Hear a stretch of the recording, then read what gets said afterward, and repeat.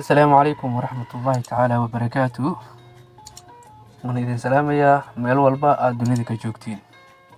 ما أنت الشيكة إنه حين كسر قادرينا لبدي بقرطويو إدريس كأها وحجري بقرطويو سوحا يكون ولد دول برواقة وبي بدنا وإلهاد دول بيراد دول داقسين آد وينا بقرطويو سو إلهان جرتي boqorka magaaladaas ka taliya wuxuu ahaa boqor nabadgelyo badan dadkiisana ay ku nool yihiin nabadgelyo dowladaha dariska la'aana ma uusan weerari jirin oo wuxuu kula noolaa nabadgelyo amni sidaas awgeed ayaa boqortooyadii waxaa loogu bixiyey boqortooyadii nabadgelyada boqortooyadaas waxaa ku dhex noolaa wiilkaas meel dacal ama boqortooyada dhinac u geysay xuduudda ayuu ku noolaan jiray tuulo ku taal wuxuuna ahaa ari raac oo dadka tuuladaas degan ayuu waxa u raaci jiray ariga u raaci jiray waxa uu noolahaa cod aad iyo aad u macaan oo markii uu ariga raacayo ariga waa u heesi jiray heestiisana dadka waa ay ku raaxaysan jireen arigana waa ay raaci jireen oo waxaa la dareemi jiray markii uu tuulada kasii baxayo inuu sii baxayo waa la dareemayay inuu soo gelayo sababtoo ah qof walba wuxuu maqli jiray codka macaan ee uu ariga ugu heesayo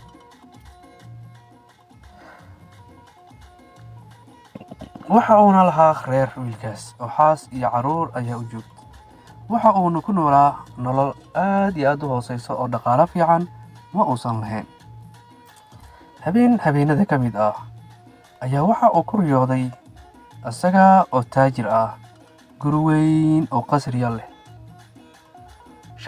tobaneeyo shaqaalana ay u shaqaynayaan fardo badanna ay meesha joogaan beerihiisa iyo dhul beereedkiisana aaban la koobi karin riyadaas waxay ahayd sidii in uu meeshaas oo joogo ay run u tahay haddii uu nimcadaas ku dhex jiray oo soo kacay mise waxa uu jiifaa gogashii gurigiisa dhex taallay aad iyo aad ayuu u naxay wuxuuna ka naxay riyadii macaaneed oo la socday in ay been noqoto qof walbana riyadiisa waa ugu sheekayn jiray sidoo kale raggii ayakana magaaladaas arig u raaci jiray markii isku imaadaan ayuu ugu sheekeeyey riyadii ay la kulmay wuxuuna sii raaciyey riyadan waa ay dhacaysaa oo waxaan noqon doonaa nin taajir ah aad iyo aad ayay u qosleen oo waxay yidhaahdeen adiga oo ariga magaalada u raaco oo nolosha aad ku nooshahay ataa aysan kaafin karin dhaqaalaha aad arigan ka heshid ayaa waxaad aaminaysaa in aad taajir noqotid waddadii aad taajir ku noqon lahaydna maba ku jidhid meeshaana lagamaba taajiraba waynu ku qoslayeen isagana kama uusan guurin oo ma uusan dayn ilaa uu qof walba riyadii macaaneed oo la kulmay oo uga sheekeeyay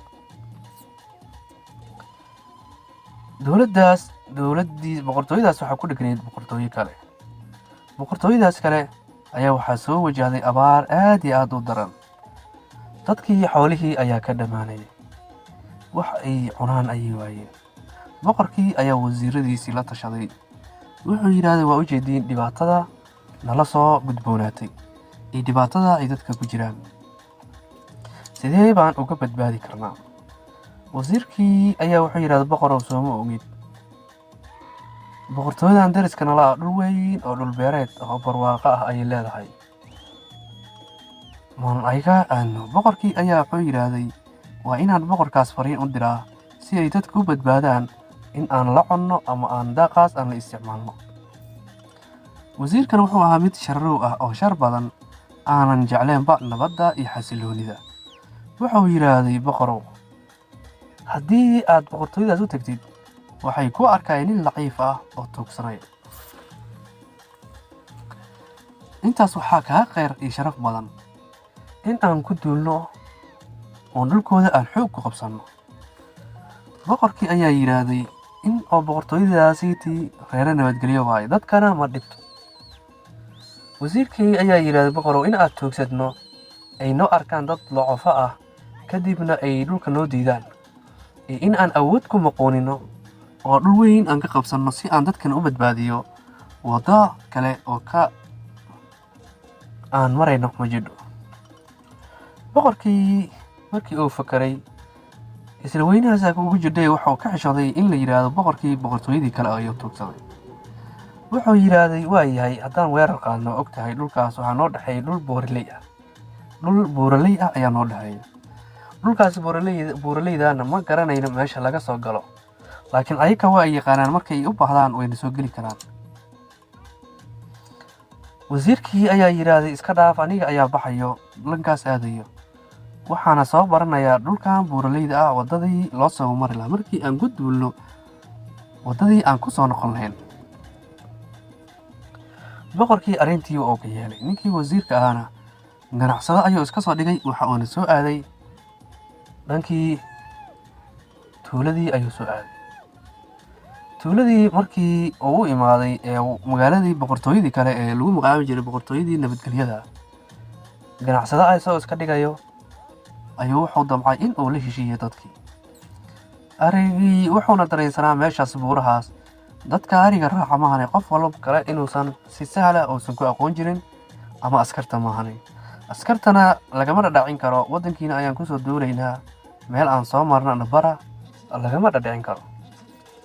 kadib wuxuu damcay in uu la heshiiyo ariraaci dadkii ariga magaalada u raaci jiray. kadibna wuxuu helay ninkii ariraaca ahaa ee biyuun lagu magacaabi jiray ee codka macaana. way isbarteen, dhaqaale ayuu siiyey, way sheekaysteen. in muddo ah ayuu duurkaas aadaa oo iska soo fiiriyaa. markii asaga iyo ninkii ariga raaci jiray ay isbarteen, wuxuu yidhaahday nin yahow mataqaanaa buurahan waaweyn ee labada boqortooy u dhexeysa meeshii loo sii mari lahaa. yarkii ariga raaci jirayna wuxuu yidhi haa, oo buurtan dhowr mar ayaa ari iga lumeen, ilaa iyo boqortooyada gala cataan waa aaday, oo si habeen cataa iyadoo ah waan mari karaa. wasiirkii wuxuu helay ninkii uu u baahnaa ayuu helay. waa nin anfacaya, laakiin sidee looga dhicinayaa? wasiirkii ayaa wuxuu yidhahday nin yahow waxaan doonayaa in aan buurtan sida loo maro iyo loo sii barto ayaan barto. sidoo kale wuxuu ogaa riyadii uu ku riyooday ninkan, waxaana ku hayaa waddadii ay riyadii aad ku riyootay ay kugu rumooneed. biyuun waxa uu yidhaahday waan ku barayaa. maalinkii dambe waxa uu siiyey lacag. wuxuu yidhaahday aniga waxaan ku noolahay aniga boqortooyadan. markuu arkay biyuun in uu nin jecsan yahay, waxaana doonayaa inaan ciidamo badan kasoo gudbiyo, adigana waxaan ku siinayaa lacag aad iyo aad u badan. biyuun wuxuu yidhaahday 3 maalin ayaan kasoo fakarayaa. lacagtii hortiisa markii lagu daadiyey, waddaninimadii iyo lacagtii waxaa la badatay lacagtii. wuxuu yidhaahday 3 beri jaanis sii. jaaniskii ayuu siiyey. 3dii maalin ayaa u soo dhammaatay. biyuun gurigiisa markuu tagay xaaskiisii waxay ka dareentay isbeddel. waxay dhahdeen niyahow maxaa kugu dhacay? maxaad saan dhan aad ugu murmaysan tahay? isagana wax uu la wadaagay oo u sheegay ma laha. awalna wuxuu ahaa wax walba oo la soo kulmo xaaskiisa wuu uga sheekeyn jiray. xilligii muddadii markii la gaaray, biyuun oo arigii raacay, ninkii ganacsatada ah ee wasiirka ah ayaa u imaaday. lacag badan ayuu siiyey, hortiis ku daadiyey. wasiirkiina arrintaa wiilkiina uu yeelay arrintii inuu fuliyo. waxaana lagu heshiiyey maalin in uu kaxeeyo wasiirkana ciidamadii soo diyaarsado, ninkaana uu gudbo meesha uuna soo gudbiyay ciidamadaas. habeenkii markii la seexday, ninkan wuxuu ku riyoonaya habeenka dhan wuxuu ku riyoonaya inuu leeyahay biri waa maalintii ay ii hirgeli lahayd riyadeyda, waa maalintii aan taajirka noqon lahaa, waa maalintii boqorkan iyo ciidankiisii laga taklusi lahaa. xaaskiisii aad iyo aad u shakisay ayaa waxay ogaatay ninkan inuu qiyaamo sameynayo, waddankiisana uu qiyaamayo. waagii markii waagi baryay, biyuun wuxuu aaday arigiisii ayuu raacay uuna baxay. laakiin gabadhii xaaska ahayd talo ayaa ku caddaatay waxa ay samayso. ninkeedu waa ay jecleed in ay fashisho ninkeedii iyo inay qariso, laakiin inay qariso way u suroobaysay. waxayna aaday safar. maalintii oo dhan ayay sii socotay. habeen xilli dambe ah ayay waxay gaadhay magaaladii weyneed, waxayna toos u abbaartay gurigii boqortooyada boqorka. markaas wuxuu ku jiray xaflad aad iyo aad u weyn ayuu dhiganayay. oo kadib albaabkii ayay garaacday waardiyaashii, waxay tiraahday waxaan u baahanahay boqorka. waxay yidhahaan boqorka lalama kulmi kara saacan. waxay tiraa arrin muhiim ah ee aan laga maarmin ayaan u hayay aniga meel hiblaaye ayaan ka soo safray ilaa inta waxaa u soo safray boqorka noo sheeg anaga gaarsiihin. waxay tiraahday maya ilaa waa in aan aniga la kulmaa aanan u sheegaa wixii aan waday akhbaar ah. boqorkii ayuu xafladiis ku jira ayaa loo tagay waxaa la yidhahda waxaa kuu joogta gabar waxa ayna leedahay arrin muhiima ayaan boqorka u wadaa. xagee ka soo safartay meeshii markii loo sheegay boqorkii aad iyo aad ayuu u yaabay. kadibna xafladdii ayuu kusoo tegey wuxuuna imaaday majliskiisii oo dadka kula kulmi jiray wuxuuna yidhaahday ha la ii soo daayo. haweenaydii boqorkii ayay la kulantay waxay tiraahday aniga nin waxaan teganahay tuulo noocaasa xuduudda ku taal ninkaygana tuulada ayuu ariga u raacaa hadda ka hor riya noocaasa ayuu ku riyooday. labadan berina ninkaygii waa isbedelay oo waxa uu ku hayay waa markii ay ii rumoobi lahayd riyadayda ayuu ku hayay. waxaana u maleeyay in uu waddankiisa oo qiyaami rabo. tuuladana ayaamaha waxaa joogay nin taajir ah wuxuuna saaxiib la ahaa ninkayga ayuu saaxiib la ahaa. waxaana ka dareemay riyadiisii ninkaas inuu wasiir yahay ciidamo badanna oo soo gudbin doono ninkaygana oo buuraha soo tusi doono anigana waddankayga in aan khiyaano aad iyo aad ayaan uga xishooday. sidaas ayaana akhbaarta kugu soo gabaarsiiyey in waddankayga la badbaadiyo ayaan u baahanahay. boqorkii alla maxaa taho dhahay gabar aad iyo aad u wanaagsan xaggee ka dhacday gabadh noocan oo kale ah. kadib ciidamo badan ayaa la bixiyey waxaana la yidhaahday buurihii hal aado. buurihii qararkoodii ayay ciidankii istaageen. kadibna wasiirkii ciidamo badan oo watayna waxaa soo maray wiilkii ari raaci ahaa ayaa soo kaxeeyey. wasiirka wuxuu ku fakarayay markii ay bannaanka imaadaan ay dhulkan ay kala bartaan in ay dilaan ninkan ariga raaco ayaa qorshahoodu ahaa. laakiin markay xoogaa soo socdeen ayaa hal mar waxaa ku bilowday waramo iyo fallaaro. wasiirkiina waxa uu yidhaahday allay leeyahay nin wiilkan wuu ku khiyaamay. wiilkiina markii fallaarihii bilowdeen wuu cararay. intuu sii cararayay ayuu waramo ka daba tuuray. wiilkiina waxaa gaaray dhaawac aad iyo aad u xun. wasiirkii ciidamadiisii markii lala diray ay carareen waxa ay waayeen meel ay ka baxaan. kadibna dhammaantood waa la laayay. ninkii wiilkii ariga raaci jirayna askartii ayaa soo qaadeen oo waxay u soo qaadeen magaalada. xaaskiisiina waa ay la socotay ayadoo ooynayso dhehaysa ninkayga iga raalli ahaaw waan ku jeclahay laakiin waddankayga waxaan dhaafsado ayaan waayay. habeenkii oo dhan ayuu socsanaa. maalinkii dambe ayaa soo kacay oo soo naxay.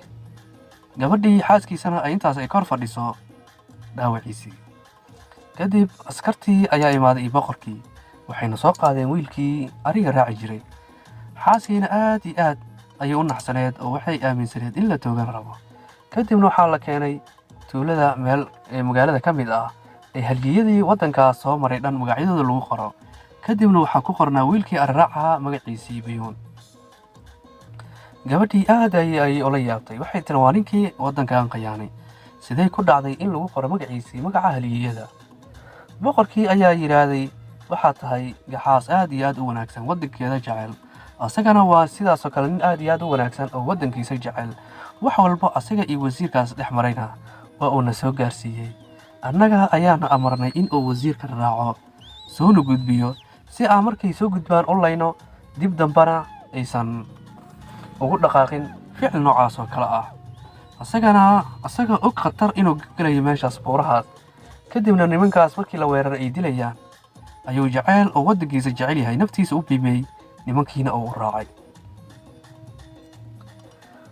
aad iyo aad ayay uga farxday markii aragtay ninkeeda inuu yahay nin wanaagsan oo yahay. boqortooyadii dambena dib dambe uma aysan weerarin tuuladii. kadibna boqorkii ayaa wuxuu yidhaahday boqortooyadaas waa inaan ka aarsannaa oon weerarnaa. laakiin wiilkii ari raaci ayaa yidhahday boqortooyadaas abaar xun ayaa wajahday dadkeediina gaajo ayay u dhammaanayaan. markii ay shireen oo boqorkaas damcay in uu ku weydiisto in uu dhulka idala daaqana boqorkan ayaa wuxuu ka wasiirkan oo nin xun ahaa ayaa ka dhadhacsiiyey in ay weerar soo qaadaan ayakana wajahad kale oo lahayn inay dagaal qaadaan oo meel ay qabsadaan iyo in ay baaba'aan wax u dhexaysa ma lahan. kadib boqorkii ayaa yidhaahday haddaanan ku dayan sidee baan ku badbaadin karnaa dadkaas baaba'ayo. wiilkii ariga raaci jiray ayaa yidhaahday, wax weyn maahan, aniga ayaan aadayo, waxaana ka dhadhacsiinaya inaan nabadgelyo ku noolaano, dhulkana ay wax ka daaqaan. kadibna wiilkii ariga raaci jiray asaga oo boqortooyadan kale ka socdo ayuu waxa uu aaday boqortooyadii kale. boqorkii kale markii uu soo dhaweeyey oo la kulmay oo yidhi arraaci, wuxuu ogaaday inuu yahay arraaci wasiirkiisii khiyaanay.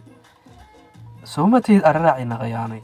ninkiina waxa uu yidhaahday, waxaan nahay laba dowladood oo daris ah, waxaana fiican inaan is ixtiraamno. aniga boqorkaygii weerar ayaa ku qaateen, laakiin asaga beddelkiisii markuu ogaaday dhibaatada idin heeso, waxa uu go'aansaday dhulka in aad la degtiin oo dadkan ariga xoololeyda ah xoolahooda ay ku badbaadsadaan, biyo iyo baadna ay u soo doontaan, nabadgelyana aad ku noolaatiin. boqorkii aad iyo aad ayuu u naxay. wuxuu yidhi, wasiirkaas ayaa i qatalay, halaag allah ku riday. kadibna wiilkii ayaa loo xil saaray in uu isku xiro labada dowladood. kadibna buurihii waxaa loo sameeyey buundo dheer oo dadka ay soo mari karaan iyo xoolahaba ayaa laga dhisay. wiilkiina boqorkii kale ayaa wuxuu yidhaahday, waa in aan u hirgelinaa riyadiisii. meeshii buuraha ahayd ee xuduud ahayd ayaa wiilkii waxaa looga dhisay guri aad iyo aad u weyn, waxaana loo sameeyey shaqaalo badan, fardo, ciidamo badan. sababtoo ah wuxuu noqdayba buundada keliya ay labada boqortooye isu gudbayaan ninka ka wakiilka ah. labada boqortooyena asaga ayaa meesha wakiil uga ahaa oo dadka kala gudbin jiray. sidaas ayayna labadii dowladood ku noqdeen heshiis, dagaal dambana kuma dhicin, dadkiina ay ku badbaadeen. marka maxaynu ka filan karnaa qisadan ama ka fahmaynaa dhalinyaro bulsho? waxaanu ka fahmaynaa wax walba oo lagu siiyo waxaa ka horeeyo dalkaaga iyo dadkaaga in aad badbaadaysid. qof walba oo dadkaaga kusoo duulayo ma ahan mid asxaan kuu samaynayo, ee markii uu kugu dangaaro adiga ayuu ku dilayaa. halkaas ayaynu ku egtaa qisadanada. wabilaahi towfiiq, wassalaamu calaykum waraxmatullaahi tacaala wabarakaatu.